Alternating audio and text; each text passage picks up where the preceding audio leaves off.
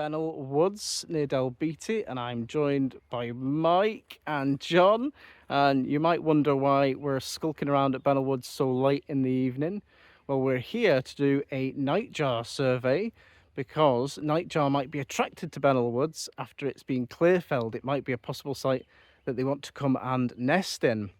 So what we're going to do tonight is we're going to split up Bennel Wood into 3 blocks. We're each going to take a point and we're going to listen and watch for nightjar because they only come out at night because they're nocturnal. They feed on night flying insects, and hopefully we'll hear them going out and doing some mating calls as well. So let's see if we get any. So that's me now in position. I'm about halfway along the length of Bennel Woods in my spot, now looking out for nightjar. It's currently 20 past 10. The midges are getting a bit worse, so I'm going to have to put my net on soon. But what we're listening for mainly is nightjar. So at the minute, there's still a lot of birds calling, such as song thrush and blackbird. And usually when they stop calling, it switches over and we get nightjars, if they're here. So this is basically what we're listening out for. It's a really strange call. That's the male's kind of mating call.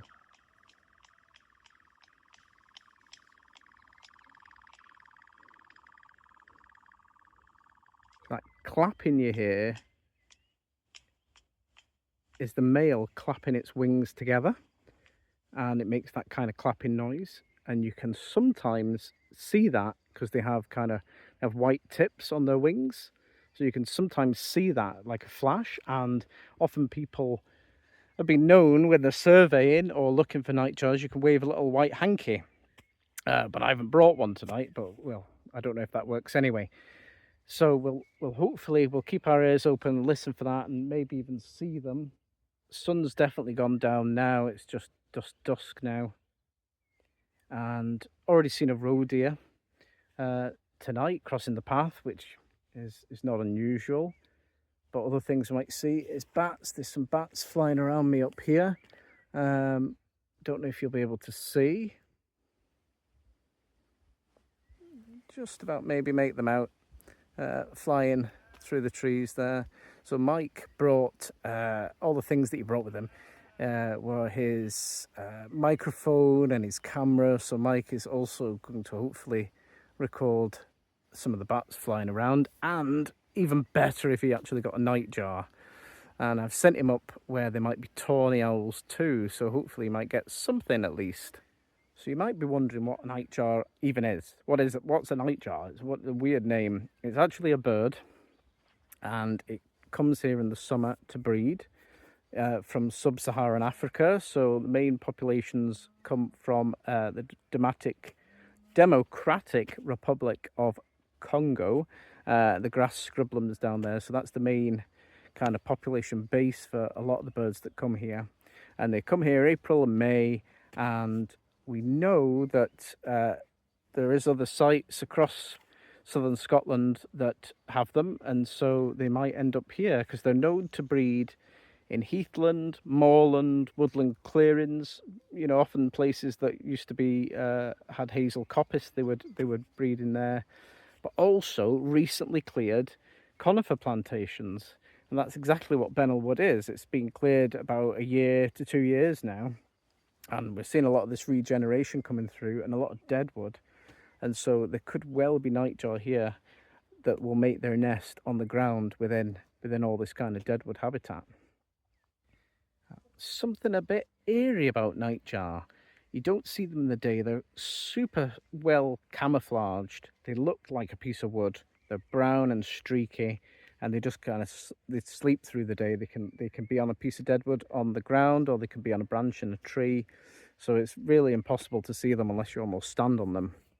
They've got this supernatural quality to them because they're a nocturnal species, like owls and other things like that, and bats. So there was a lot of folklore about them, and they used to be called the goat sucker because people used to think that they'd actually drink the milk of goats and could make the goats ill. and so they had kind of a bit of a bad reputation when they came. So worldwide, Nightjar are doing okay. They're a species of least concern. Their UK conservation status, however, is amber, and they weren't doing very well at all in the late 20th century. But now they've been starting to pick up, and they're doing a lot better. So that is the end of the last bird, daytime bird, singing now. I think there was a robin or a song thrush just finishing off there. Now it's really gone quite quiet. All I can hear is sheep.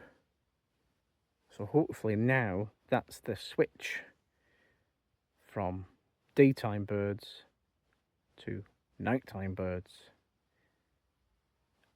And pretty soon we might start to hear Nightjar.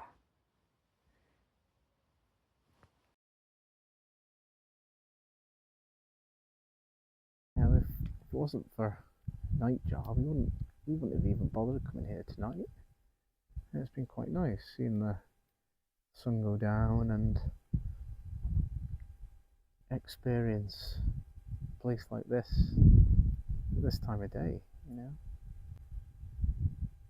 Spooky though, I'll tell you that.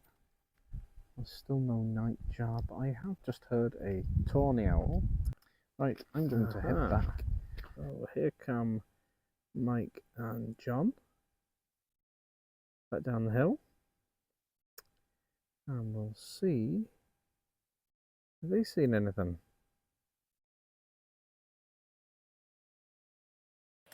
So that's us all finished. Unfortunately, John and Mike didn't have any Nightjar either, and so that's us. We're packed up. They've gone. I'm about to drive off home now, and we'll possibly have another go for surveying the Nightjar later this month. Right now, I'm just ready for my bed, but I also really would like a big bag of chips, but I know that's not going to happen. So either way, I'm going home. And thanks for joining us on our Nightjar survey tonight. I hope you have enjoyed it.